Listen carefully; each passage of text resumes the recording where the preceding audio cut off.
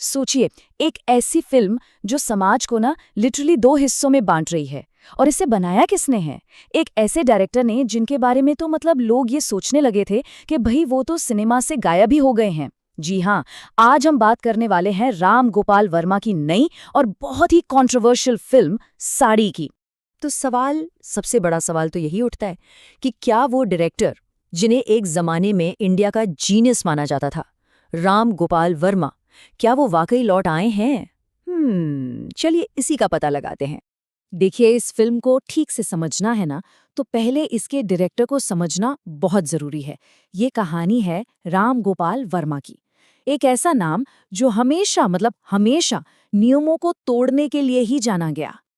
अब देखिए, आज के दौर में सिनेमा के नियम तोड़ना शायद बहुत आम बात लगती होगी।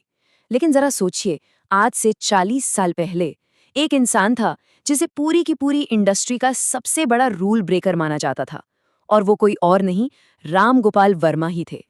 उनकी फिल्मों की पहचान ही यही थी, बोल्ड, अडल्ट कंटेंट और ऐसी ब्रूटल हिंसा। मतलब उनका सिनेमा ना हर हद को पार कर जाता था। हालत तो ये हो गई थी कि किसी फिल्म के साथ बस उनका नाम जुड़ जाए, बस वही विवाद के लिए काफी था। लेकिन उनके काम को ऐसे ही नकारा भी नहीं जा सकता। उनकी एक फिल्म थी, कौन याद है, जिसके लेखक थे अनुराग कश्यप। वो फिल्म आज भी इंडियन सिनेमा की सबसे बेहतरीन हॉरर फिल्मों में गिनी जाती है।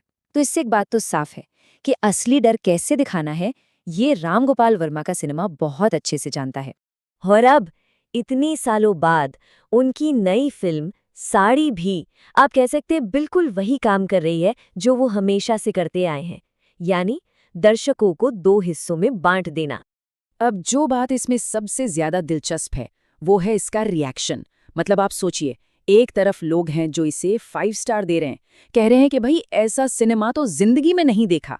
और दूसरी तरफ बिल्कुल ऑपोजिट, कुछ लोग इसे सिर्फ 1 स्टार देकर समाज के लिए खतरा बता रहे हैं। उनका कहना है कि ऐसा सिनेमा देखकर लोग गलत चीजें सीखेंगे। क्या गजब का कॉन्ट्रास्ट है। तो सवाल ये है कि आखिर इस फिल्म में है क्या ऐसा, मतलब ऐसा क्या दिखा दिया है कि लोगों में इतना एक्सट्रीम रिएक्शन आ रहा है। चलिए अब जरा इसकी कहानी पर नजर डालते हैं। देखिए, इस फिल्म का नाम ही सब कुछ बता देता है। इसकी पूरी की पूरी कहानी का जो सार है ना, वो बस एक साड़ी के इर्द गिर्द घूमता है। तो कहानी शुरू होती है एक फोटोग्राफर से। वो अपना काम कर रहा है और तभी उसके कैमरे के लेंस के सामने अचानक एक अनजान, बहुत ही खूबसूरत लड़की आ जाती है। लेकिन यहाँ एक बहुत ही अजीब ट्विस्ट है। कैमरे के पीछे जो इंसान है ना, उसका दिल उस लड़की के चेहरे पर नहीं, बल्कि उसके कपड़ों पर आया है। स्पेसिफिकली उस रंगीन साड़ी पर जो उसने पहनी हुई है। और बस यही जुनून इस पूरी कहानी का केंद्र है। और फिर ये जो जुनून है, ये धीरे धीरे सारी हदें पार करने लगता है। वो किरदार एक बहुत ही खतरनाक प्लान बनाता है। पहले तो वो एक फोटोशूट का बहाना बनाकर उस लड़की के करीब आता है, और फिर उसी बहाने से चुपके से उसके घर में घुस जाता है। और उसका मकसद क्या है?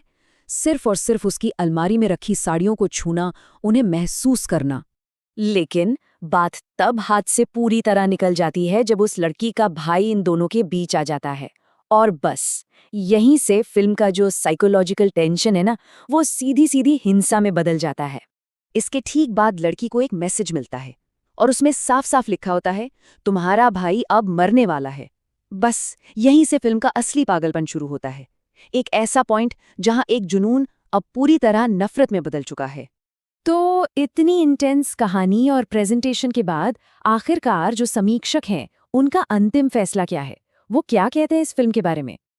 तो फिल्म को मिले हैं 5 में से 2.5 स्टार, यानी कि एक बहुत ही मिला जुला 50-50 वाला फैसला।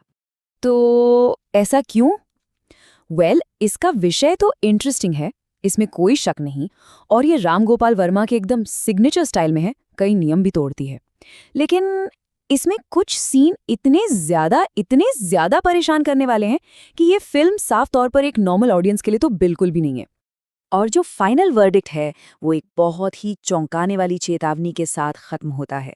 समीक्षक का कहना है, शर्त लगा लो, इस फिल्म को जो लड़कियां देखेंगी ना, शायद वो फिर कभी साड़ी न पहने।